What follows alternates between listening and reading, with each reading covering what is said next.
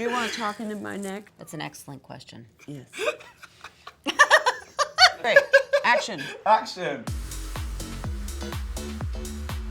Welcome back to Glamour, hosted by me, Josh Smith. And today we're joined by two queens of basically everything. Jennifer and Reese, how are you? So good. So good. Yes. Now, for me, this is the best double act since Sonny and Cher. Oh! Oh, I love that. You are a great double act. This show is Thank you. amazing. Plot spoiler, Look, guys. she's doing Cher. She's like, You're doing a Cher move. Trying to do a share moment. A Cher hair whip. Yeah. And one of the things about these characters that really struck me is that they're very public personas, and everyone feels like they're in their lives, they're in their homes every single day, aren't they? And then behind that, especially your character, I mean, you're going through a whole emotional wealth of issues and stuff.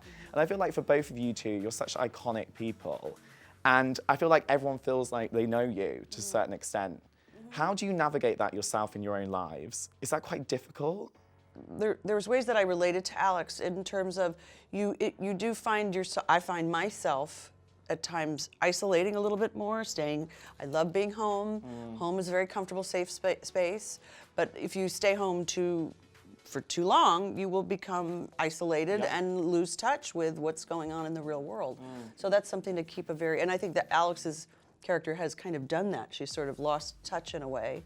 And is trying to just survive what's going on with her personally, her child, her relativity, you know what I mean, and relevance, and just staying like there. Because you guys are both on different sort of journeys of the hustle there, aren't you? What's your own relationship with the hustle been like? What have been the most difficult times of hustling for you guys, would you say? I definitely had a hard time at getting a job, getting arrested. I was a waitress forever. But then, yeah, it's been pretty smooth in terms of that, though. I recently had to raise money for my new company, and that was a completely different kind of hustle because people don't care. Like, it doesn't mean that just because you've had success in one area doesn't mean that you have success in a different area. So to go out to venture capitalists and just pitch myself and say, believe in me, and that was challenging. God, but look what you've done. It's amazing. It's really It's exciting. incredible Yeah, when you it's see like- what she has done. incredible. Of course it is, but like there's no gain without that pain, Yeah. right? That emotional and it's And vulnerability. Vulnerability. Willing to be wrong, and people turn me down, and it was. I mean, it's hard. Who dare turned you down? Let's name and I'll shame. tell you later. I'll tell you later. We're not mic'd. Okay. But what did you learn from that rejection? Because that's quite a hard thing to get over. If you don't continue to put yourself out there, if your ego is bigger than Your will. Yeah. you're gonna limit your experiences. So it was very humbling to me. But I thought if I don't try it, I'll always regret that I didn't try and really own my own company. I didn't want to be owned by other people, and it's been really great, you know. Yes, and create the working environment you want to create, which is such an amazing Yeah, thing to be able to create do. my own culture, Yeah. right? Because the culture that we grew up in is broken and doesn't allow space for women to be leaders. It's such an amazing narrative to have these strong, powerful women, right? But for me, I'm like, everyday women are strong, powerful women. So when people come into interviews and say to you guys, what's it like playing a strong, powerful woman? I'm like, guys, they're strong, powerful humans, and it almost reduces the fact that it's not the norm.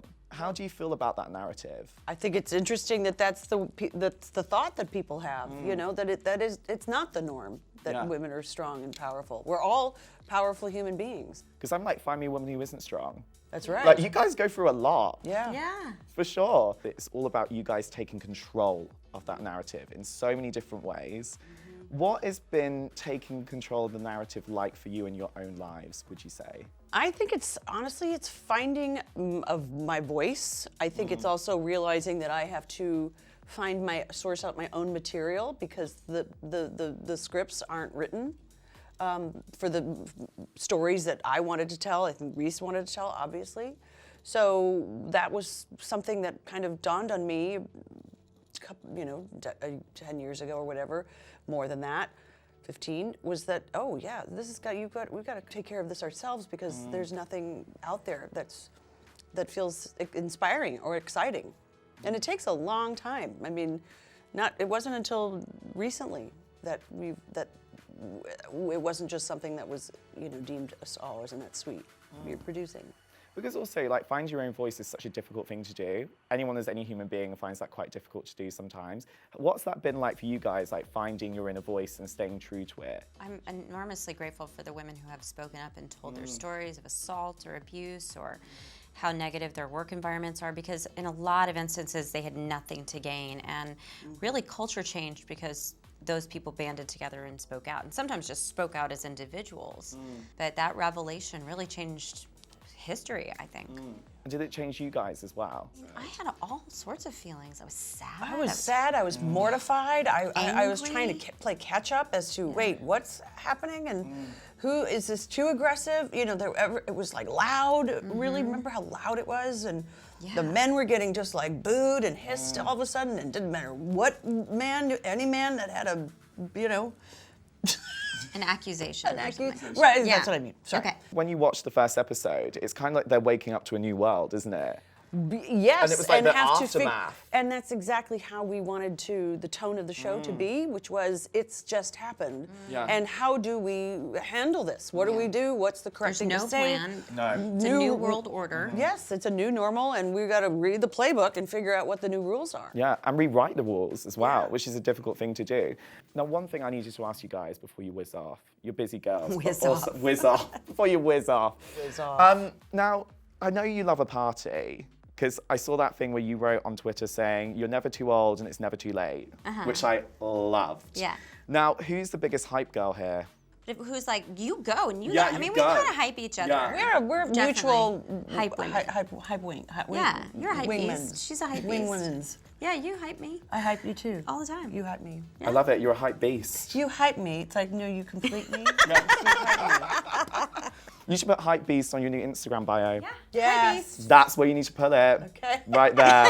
Thank Well, you, you Josh. hype beasts. Okay, Thank I you love so it. much. Thank you. Keep hyping up the world. We're That's gonna what do we it. need more of.